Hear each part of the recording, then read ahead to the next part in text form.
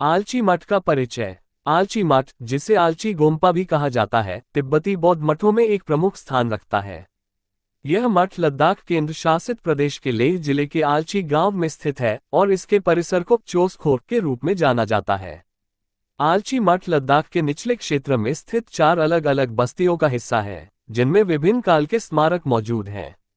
इन 4 बस्तियों में से आलची मठ सबसे प्राचीन और प्रसिद्ध है। इस मठ का प्रशासन लिकिर मठ द्वारा किया जाता है। लेह से लगभग 60 मील पश्चिम में स्थित यह मठ लेह कारगिल राजमार्ग पर स्थित है।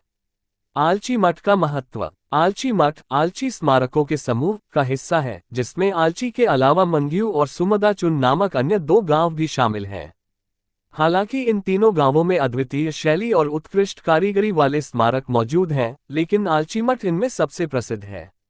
स्थानीय परंपरा के अनुसार इस मठ का निर्माण महान अनुवादक गुरु रिंचेन जांगपो ने 958 और 1055 के बीच करवाया था।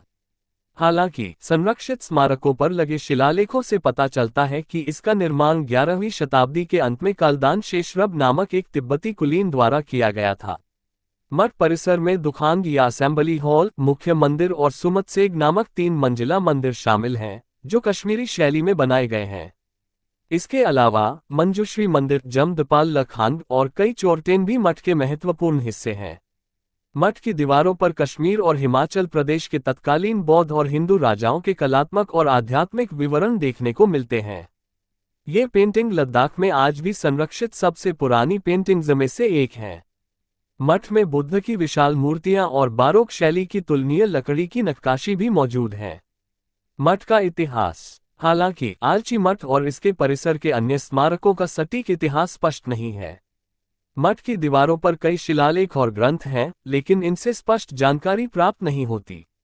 एक शिलालेख में एक राजा और रानी द्वारा मठ की नींव रखने का उल्लेख है, जो दुकान के प्रवेश द्वार पर भित्ति चित्रों में शाही शराब पीने के दृश्य में दिखाई देते हैं।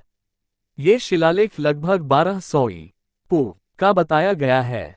परंपरागत रूप से आलची मठ का निर्माण 10वीं शताब्दी में लामायुरु मठ, वानला, मंग्यू और सुमदा के साथ साथ रिंचेन जांगपो को श्रेय दिया जाता है। ट्रांस हिमालयन क्षेत्र में बौद्ध धर्म के प्रसार के लिए तिब्बती लामा राजा येशेओ ने इस क्षेत्र में 21 विद्वानों को भेजा था। कठोर जलवायु और स्थलाकृतिक परिस्थितियों के कारण उनमें से केवल 2 ही बच पाए और उनमें से एक रिंचेन जांगपो थे। रिंचेन जांगपो ने इस क्षेत्र में बौद्ध धर्म की स्थापना की, जिसमें स्पीति, हिमाचल प्रदेश और सिक्किम के ताबो गोम्पा जैसे स्थान शामिल हैं। उन्हें इस क्षेत्र में 108 मठों के निर्माण का श्रेय दिया जाता है, जिनमें से कुछ ही आज भी मौजूद हैं। आलची मठ उनके द्वारा बनाए गए मठों में सबसे महत्वपूर्ण स्थान रखता है। चूंकि इस अवधि के मठ किसी भी स्थापित तिब्बती स्कूल से संबंधित नहीं थे, उन्हें पहले कदम्पा आदेश के नियंत्रण में लाया गया था। समय के साथ जब इन मठों की स्थिति खराब हो गई, तो उन्हें गेलुक्पा आदेश द्वारा अपने नियंत्रण में ले लिया गया, सिवाय लामायुरु के, जिसे ड्रिकुन्पा संप्रदाय के अधीन रखा गया था। 15वीं शताब्दी में किसी कारण से आलची मठ में पूजा बंद हो गई और ये लिकिर से नियंत्रित गेलुक्पा संप्रदाय के अधीन हो गया। भूगोल और आगंतुक जानकारी। आलची मठ सिंधु नदी के दक्षिणी तट पर 3100 मीटर 10,200 फीट की ऊंचाई पर स्थित है और लेह से 65 किलोमीटर 40 मील दूर है। लेह दिल्ली से हवाई मार्ग से जुड़ा हुआ है। लेह के लिए सड़क मार्ग मनाली से शुरू होता है, जो घाटी में बर्फबारी की स्थिति के आधार पर मई या जून से अक्टूबर तक सुलभ होता है। आलची गांव लद्दाख के उच्च ऊंचाई वाले वर्षा छाया क्षेत्र में स्थित है। ये सिंधु नदी की एक सहायक नदी के तट पर 4 बस्तियों में बसा है। मठ परिसर अन्य गांव की बस्तियों से अलग है। संरचनाएं। आलची मठ परिसर में 3 प्रमुख मंदिर हैं: दुखांग, सभा भवन, सुमतसेग और मंजुश्री मंदिर। ये सभी 12वीं और 13वीं शताब्दियों के दौरान बनाए गए थे। इसके अलावा मठ परिसर में अन्य महत्वपूर्ण मंदिर भी हैं, जैसे अनुवादक का मंदिर, लोत्सावा लाखांग और लाखांग सोमा। मठ की दीवारों पर की गई पेंटिंग में कश्मीरी शैली के साथ उस समय के बौद्ध और हिंदू राजाओं के कलात्मक और आध्यात्मिक विवरण देखने को मिलते हैं। ये लद्दाख में बची हुई सबसे पुरानी पेंटिंग्स में से एक है।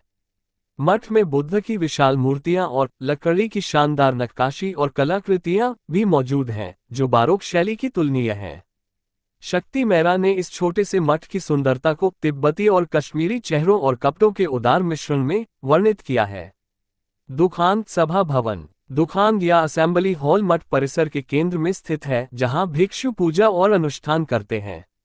ये हॉल बड़ा और प्राचीन है और इसके मूल लकड़ी के दरवाजे के फ्रेम को बरकरार रखा गया है। 12वीं और 13वीं शताब्दियों के दौरान दुखान में कई परिवर्धन किए गए थे। स्तंभों वाला बरामदा हॉल की ओर जाता है, जहां 1000 बुद्धों के भित्तिचित्रों को दर्शाया गया है। बाहरी द्वार पर जीवन का चक्र और महाकाल को चित्रित किया गया है। दुखान की दीवारों पर पंच तथागतों के लिए समर्पित 6 मंडलों को चित्रित किया गया है। इन मंडलों में बुद्ध, बोधिसत्व, देवी, उग्र देवताओं और धर्म के संरक्षकों के चित्र शामिल हैं। हॉल के केंद्र में वैरोचिन मुख्य देवता हैं, जिनके चारों ओर ये मंडल सजाए गए हैं। सुमतसेग। आलची मठ परिसर में सुमतसेग सबसे उत्कृष्ट संरचनाओं में से एक है, लेकिन इसका उद्देश्य स्पष्ट रूप से स्थापित नहीं हो पाया है। सुमतसेग का अर्थ है एक 3 मंजिला इमारत। हालांकि ये संरचना तिब्बती भवन परंपरा के अनुसार दोमट और प्राकृतिक पत्थर से बनी है, जिसमें बाहरी संरचना सादगी में डूबी हुई है। हालांकि अंदरूनी हिस्सों में शानदार लकड़ी के स्तंभ, अग्रभाग, दीवारें, मिट्टी के चित्र और पेंटिंग्स मौजूद हैं, जिन्हें कश्मीरी कलाकारों द्वारा तैयार किया गया था। सुमतसेग की पहली मंजिल में गर्भगृह है, जिसमें बोधिसत्वों की 3 प्रमुख मूर्तियां हैं। इन मूर्तियों के साथ उनके सहयोगी माध्यमिक देवताओं की भी छवियां हैं। सुमतसेग की दूसरी मंजिल बालकनी के रूप में है, जहां मैत्रेय की सबसे बड़ी मूर्ति स्थापित है। मैत्रेय की इस मूर्ति के दाईं ओर अवलोकितेश्वर और बाईं ओर मंजूश्री की मूर्तियां स्थित हैं। इन देवताओं की पहचान विभिन्न बुद्धों के साथ की जाती है और उनके मुकुटों में विभिन्न प्रतीक चिन्हों को शामिल किया गया है। सुमतसेग की तिथि निर्धारण संरचना के शीर्ष तल पर अंकित पुजारियों के नामों के आधार पर किया गया है। अंतिम नाम द्रिगुणपा या जिगटेन गोम्पो के द्रिगुणपा स्कूल का है, जिससे यह अनुमान लगाया जाता है कि सुमतसेग की स्थापना 13 शताब्दी के आसपास हुई थी। इसके निर्माण की शैली और कारीगरी उस समय की कश्मीरी और तिब्बती वास्तुकला के संगम को दर्शाती है। सुमतसेग की संरचना न केवल अपने कलात्मक मूल्य के लिए महत्वपूर्ण है, बल्कि यह बौद्ध धर्म की समृद्ध परंपराओं और उनकी ऐतिहासिक जड़ों का भी प्रतीक है। मंजूश्री मंदिर जमदपाल खान। मंजूश्री मंदिर आलची मठ के प्रमुख मंदिरों में से एक है और इसे बुद्ध मंजूश्री को समर्पित किया गया है, जिन्हें बुद्धि और ज्ञान का प्रतीक माना जाता है। इस मंदिर में मंजूश्री की 4 विशाल मूर्तियां स्थापित हैं, जो चारों दिशाओं की ओर मुख किए हुए हैं। इन मूर्तियों के आसपास के चित्र और सजावट बेहद खूबसूरत और जटिल हैं, जो उस समय के कलाकारों की उत्कृष्ट कौशल का प्रमाण है। मंदिर की दीवारों पर विभिन्न धार्मिक कहानियों और देवताओं के चित्रण के साथ साथ मंडल और तांत्रिक रूपांकन भी देखे जा सकते हैं। आलची मठ का संरक्षण और आज की स्थिति। आलची मठ की दीवारों पर मौजूद पेंटिंग्स और मूर्तियां समय के साथ क्षरण का शिकार हो रही हैं। हालांकि भारतीय पुरातत्व सर्वेक्षण ऐसी और अन्य संगठनों द्वारा इस मठ के संरक्षण के लिए कई प्रयास किए जा रहे हैं।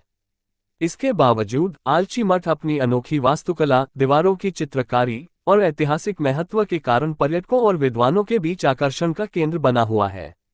आलची मठ का दौरा करने वाले पर्यटक यहाँ की कला और वास्तुकला की भव्यता से मंत्रमुग्ध हो जाते हैं।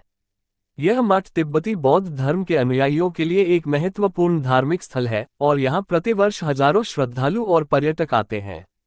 आलची मठ के पास के ग्रामीण इलाकों का सुंदर दृश्य और शांत वातावरण इसे एक अनूठा और आत्मिक अनुभव बनाता है। आलची मठ का ये परिचय लद्दाख की सांस्कृतिक धरोहर और तिब्बती बौद्ध धर्म की समृद्ध परंपराओं को समझने में सहायक है।